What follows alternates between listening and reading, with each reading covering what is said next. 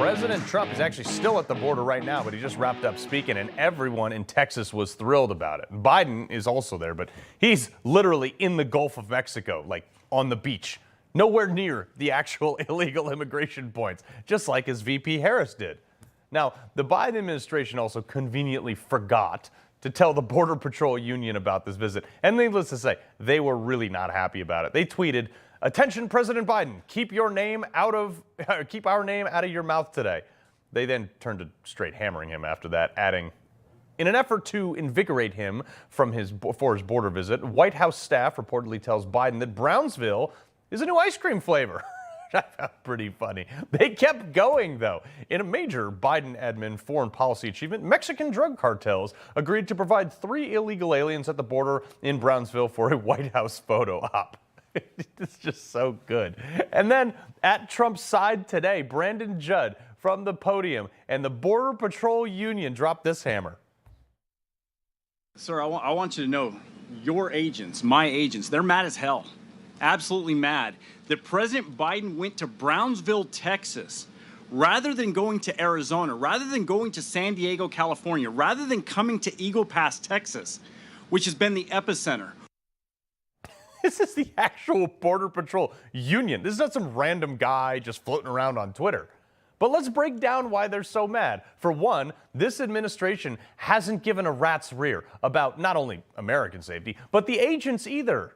Biden and Mayorkas have basically neutered them and made them glorified babysitters rather than law enforcement officers. But thousands of illegal migrants just waltz right by them every single day. They can't do a damn thing.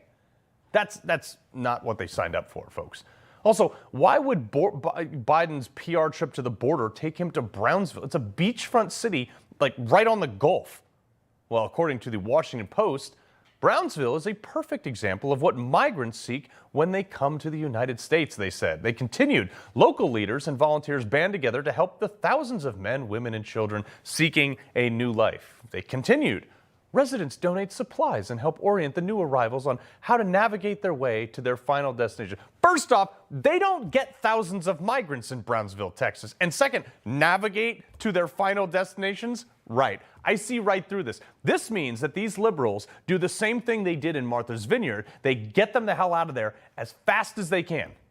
In fact, here is the breakdown from this week right there. Brownsville apprehensions on the left there. They're not even in the same planet as Eagle Pass. I mean, Kittery, Maine.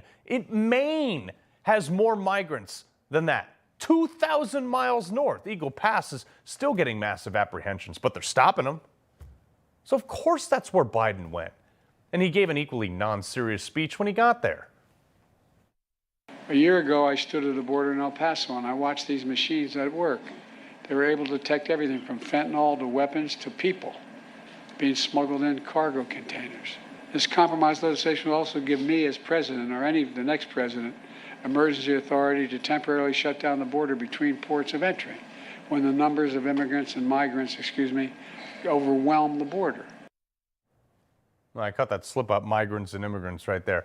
I mean, he's talking about legal points of entry, all right? He's not talking about securing the unmitigated disaster we have. You know who wasn't there with President Biden?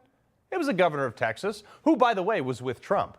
You know what Biden should have done? It would have been a much better waste of his time, I guess. Instead of going to a non-migrant beach town on the Gulf of Mexico, he should have just walked into Greg Abbott's office. Or, I mean, hell, he didn't even have to go to Texas. He could have picked up the phone and said, "Hey, Gov, you guys did a great job securing this section of border down in Eagle Pass. Show me what you did there." He'll never do that. Trump, on the other hand, went straight to where the problem actually is. The Washington Post also, again, noting, quote, Texas Governor Greg Abbott has transformed the riverfront community into a military front line on immigration. Razor wire and rusted shipping containers warn migrants to stay away, and military trucks and rifle-carrying troops occupy the city's biggest park. That's kind of what a border should look like, especially one with enough fentanyl coming through it to kill everyone on Earth twice. No? Trump didn't hold back when he was there either. But this is a Joe Biden invasion. This is a Biden invasion over the past 3 years. I call him Crooked Joe because he's crooked. He's a terrible president, the worst president our country's ever had, probably the most incompetent president we've ever had. But it's allowing thousands and thousands of people to come in from China, Iran, Yemen, the Congo, Syria, and a lot of other nations. Many nations are not very friendly to us.